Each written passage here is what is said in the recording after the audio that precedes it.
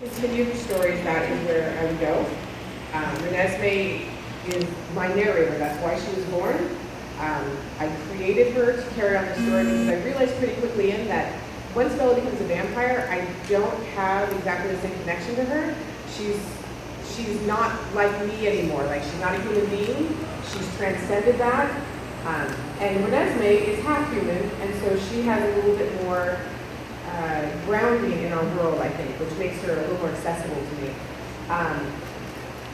Leah would be my other narrator, because she got a crappy hand dealt to her, didn't she? She needs some resolution. So that's where I would go. And I've said, if I don't get around to writing the stories, if I'm not able to do that, then I will, before I die, list out the bullet points of everything that happens and everyone who dies, and then I'll be dead and you can't complain about it. Why did you kill this person? And there'll be no one to answer. And I'll find, I will find someone trustworthy. I have some options who I can tell all these stories to, so they can maybe do a fuller version than the bullet points. Now, Freaky Fred, the reason why this is attached is there are certain characters that you just want to tell stories about. And he is one of the reasons why I would want to continue. Because Freaky Fred is awesome and interesting, and there's a whole world there. Other characters that are one of the reasons I would go ahead, Felix. You guys might not have strong feelings for Felix. For me, he has a whole wealth of possibilities. And so there's characters like that. If you're a writer, you know. There's side characters that all of a sudden it's like, well, this is so interesting. I'm going to go down this hallway instead. But Freaky Fred is one of my favorites. So thank you for bringing him up. I hadn't thought about him in a while. Good job, guys. I think you mentioned when Bella becomes a vampire and you lost some sort of connection with her. What made you decide to do the gender swap in the first place? When I started writing the book, I think it was kind of a natural thing that I would write from the perspective of a female human. I kind of know that territory okay.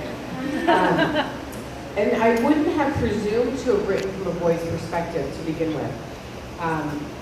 Then I did, Midnight Sun partially, and that I was able to do because I knew the character so well. It wasn't a boy, it was Edward. And I was able to write from Jacob's perspective later because, again, this was Jacob. I know everything about him. I know how he feels about things. It's not a challenge. And now I have somewhat successfully raised 3 teenage human boys, which has given me some insight into that world because I live with it every day. And their minds don't work exactly the same as mine. Although some of that is just being a teenager when it's all, I remember how haywire it feels.